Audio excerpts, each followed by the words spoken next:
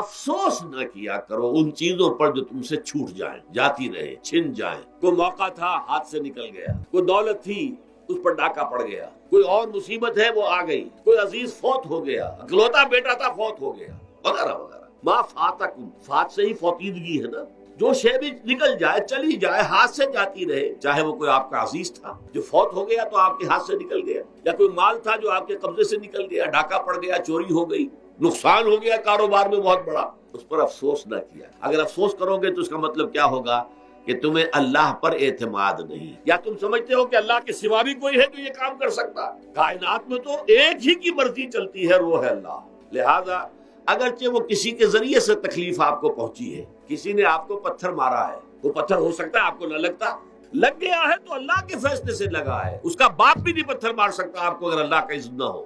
لہذا آپ پتھر مارنے والے کو بھی مجرم سمجھیے، ٹھیک ہے، اس سے بھی قصاص لینے کا آپ کو حق ہے، لیکن یہ جان لیجئے کہ جو آیا ہے پتھر وہ اذن رب سے آیا ہے۔ اب ظاہر بات ہے کہ اگر یہ کیفیت ہوگی تو غصہ اتنا نہیں ہوگا اس شخص پر کہ جس نے یہ کام کیا ہے، بلکہ ہو سکتا ہے آدمی مسکرا کے رہ جائے، اپنے لیے کس نے ایک گناہ کما لیا، اپنے لیے کس نے ایک مصیبت جو ہے وہ مول لے لی، وہ بیچ میں تم آ گئے ہو، پتھر اللہ کی طرف سے آیا ہے، لیکن اس کا عذاب، اس کا وبال تم پر آ گیا۔